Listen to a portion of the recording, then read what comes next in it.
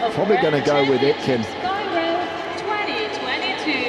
So time now for the men's foil semi-finals. Semi-final number 1 is the matchup between the Italian Tommaso Marini, silver medalist at the European Championships this year, and Chung from Hong Kong. And then the second of the semi-finals, well, Nick Itkin, the young American, up against Enzo Lafort, the reigning world champion. Now you have to say, Graham, it's a very tall lineup, isn't it, for the last 4? I think all these fencers are around 6'4", 6'5", if not more. And of course, we've got the reigning Olympic champion, the reigning world champion.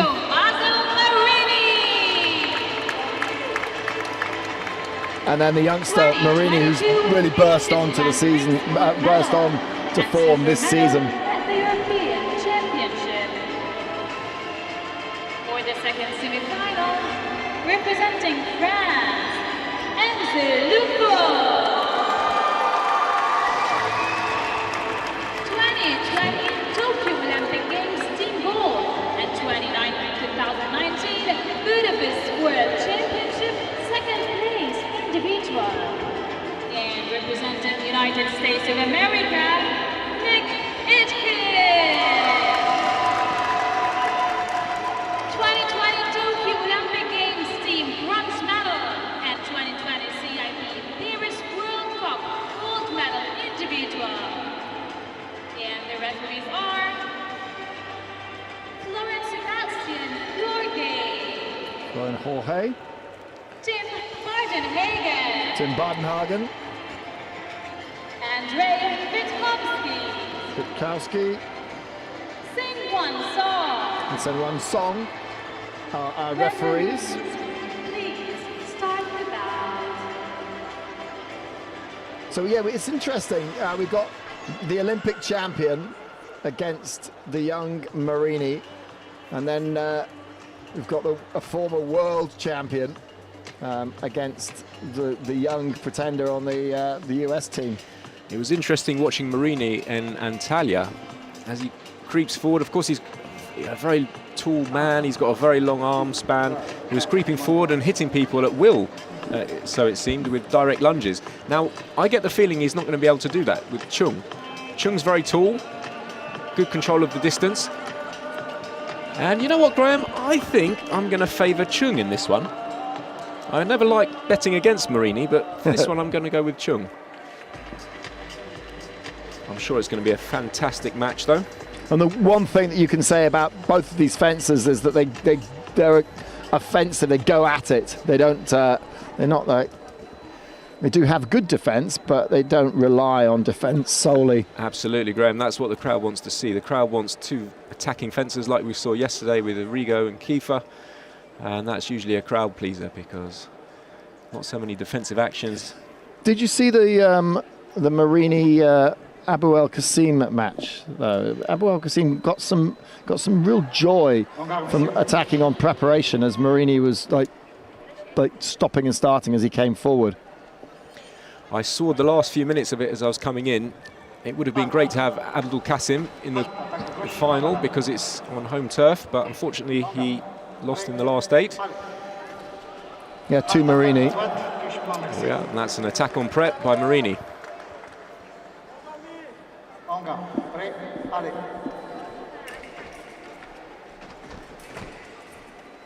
Oh, lovely. Last counter riposte from Chung. A few meetings of the blade, a little conversation of the blade, and it goes to Chung, 1 apiece.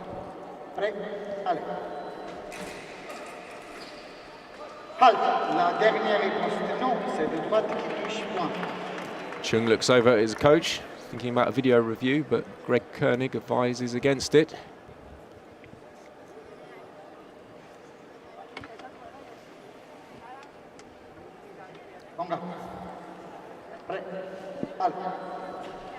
Oh, there you are. And that's a direct lunge by Chung. That was the move I was talking about earlier that Marini favoured. And Chung did that on Marini.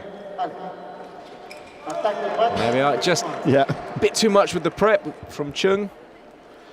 And direct lunge from Marini. Incredible stuff. They've only ever met once before in top-class competition. That was the World Cup in April this year in Plovdiv, and it was Marini that won that one 15-8. So quite decisive then, but not many stats to go on. Of course, Florin Hoche is in charge of the proceedings tonight, one of the best referees on the circuit from Romania. He's done a number of Olympic finals. So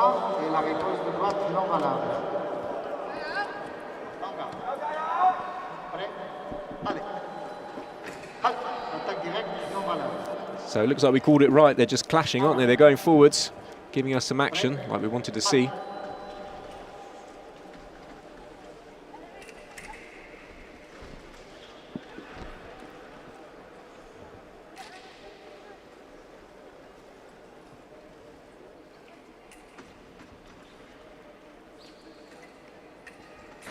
Oh, lovely. Marini on the slow press. Yeah. And it looks like he could just break into that distance where he could hit with a direct lunge.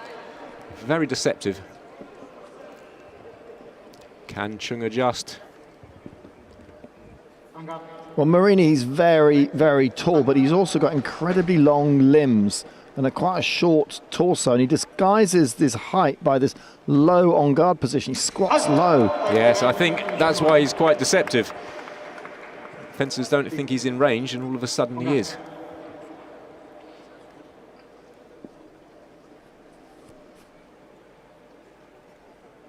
That's called your APE index, apparently, your arm span to height ratio.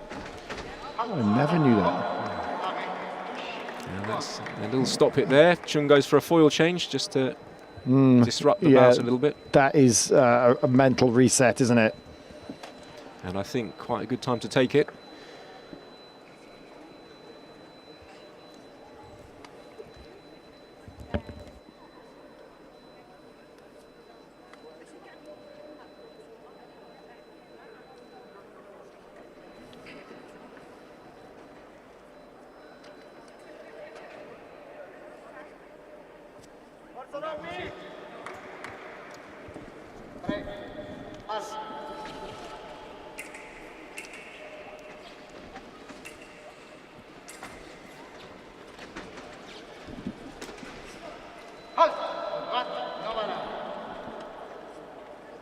I get the feeling a fencer like Chung isn't used to fencing someone taller than him, because Chung himself is pretty tall.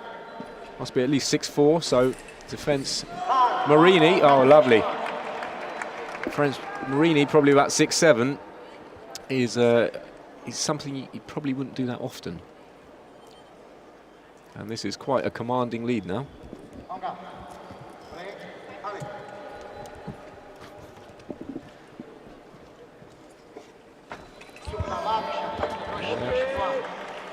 Marini just got a little bit careless with that preparation and invited the direct lunge from Chung. Attack on prep, one light.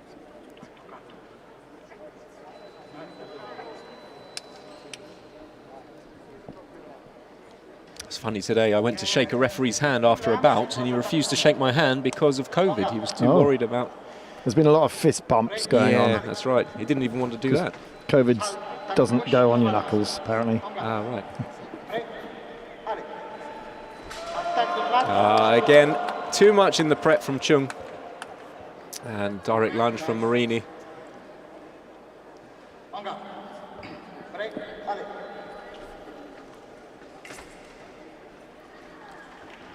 It wasn't that the ref didn't like me. Well, that's what you think. Well, now that you're not fencing anymore, you can have these discussions with the referees. Yeah, that's right. And that's a lovely little remise there. Good bit of infighting from Chung. He just remises in prelim at the right time and closes out Marini. One light. Chung is slowly starting to get more of the initiative. Yes, that's right. It seems the one that initiates here is the one that's at an advantage. Now, Chung disagrees with that, and I think he may have a basis to go to video. I personally saw it from the other side, but we'll see again. Let's Can't have a really look. see from that replay. Could be Paripos from Chung, but It's in the hands of the referees. Yeah, Tim Bardenhagen closest to us. Here we go, this is a good replay.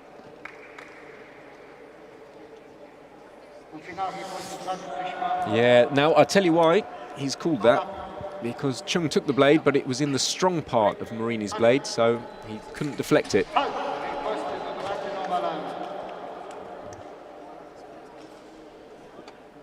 And Marini's starting to run away with this a fraction.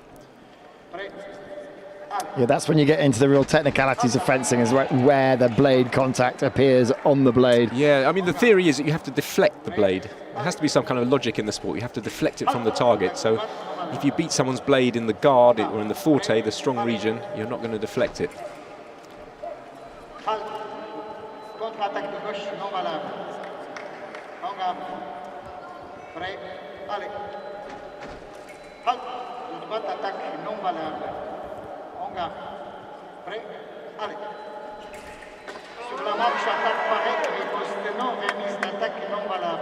So counter riposte from Marini off target. Oh, incredible attacking stuff. So this time... Well, we couldn't see it, unfortunately. We're on the replay. But you explain what happened. I'll tell you what happened. Chung went on the attack. Direct lunge, but lovely cease riposte to shoulder. One light to Marini. And then another remise in Prime. So Chung seems to be doing quite well close in with these Prime actions. Supreme being up above your head and around your head. Yes, it's quite an unconventional position. Usually the elbow's low in fencing, but Prime is the exception to the rule. Big sweeping movement across the body, and it's generally used close in. You can go around the back of your head. Yeah, that's right, for the riposte. And now Marini's changing a blade, or maybe testing a blade, just to slow the fight down a little bit. Yeah, because Marini's not scored a point in a while now, has he? And that's a good shout from Marini, just to try and reset a little bit, maybe break the concentration of Chung. Chung starting to bridge the gap here. I have to say the next hit's going to be fairly important. It was 10-5, wasn't it? And now it's 7-11.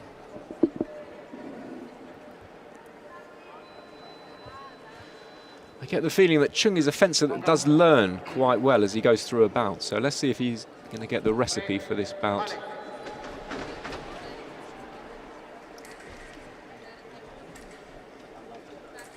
Well, Chung came back spectacularly against Alexander Shupanic. And that's quite a bad miss there from Chung. I think he believes he took the blade. He just spooned it across the target. Probably would have been his hit. But not this time. Attack touche. From the left, 2 beats on the blade. That attacking fencer is favoured.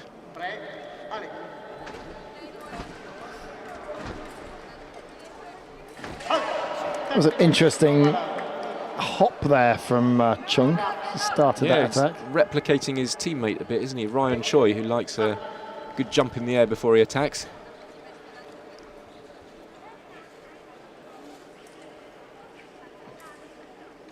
Chung trying to lure on Marini now. Perhaps, and Marini just hangs on to that attack a bit too long, giving the initiative to Chung. 9-12, he's still in this. Oh, yeah. And that's an attack from the left, 10-12. Look, yeah. I told you, Chung, he learns stuff. He learns quickly as he goes through. Suppose you've got to if you want to be Olympic champion. Yeah.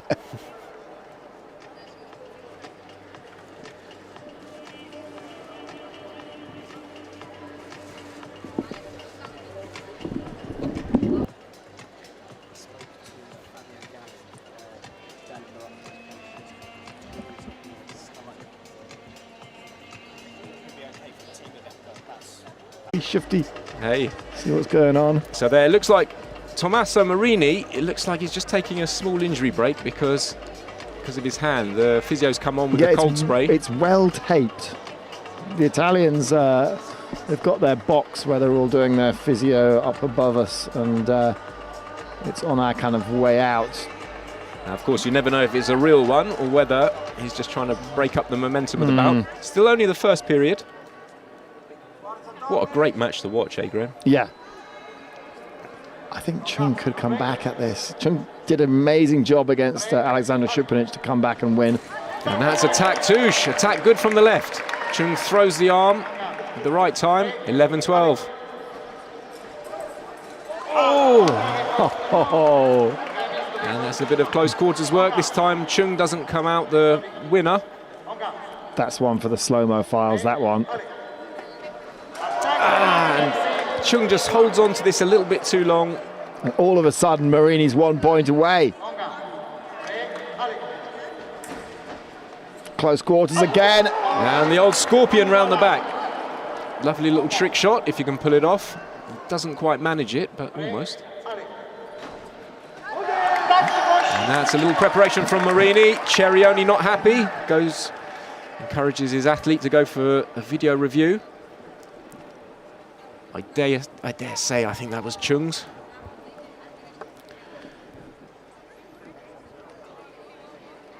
So who starts the attack first? And Florin Jorge sticks to his guns. Attack from the left. I tell you what, it was worth going to a video review anyway.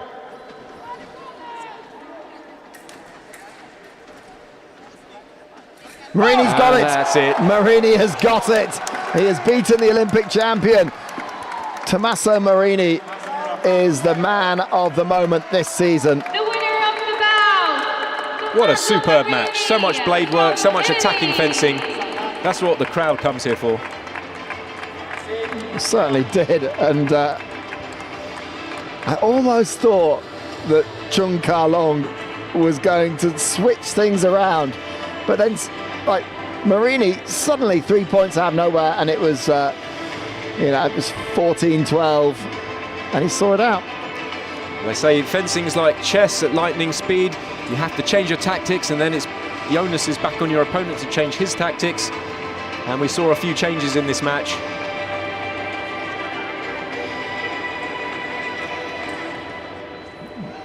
So the Olympic champion is gonna not become the world champion. We've seen it a couple of times. Aaron Salagi in the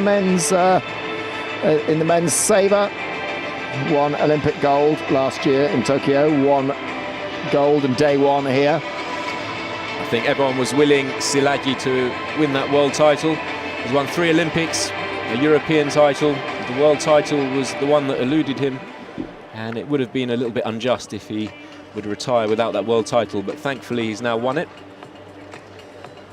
We also saw Canon last night in the men's épée, but we're not going to see it. It's not going to be a three-peat, as the Americans like to say, in the men's competition, because Tommaso Marini has knocked out the Olympic champion.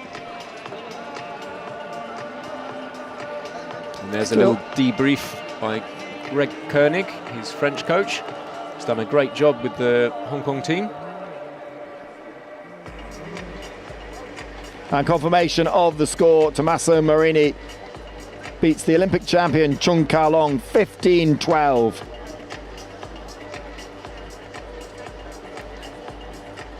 So have a look at some of the slow motion replays from this match. That green wristband is the COVID check that everyone has to pass in order to get onto the piste.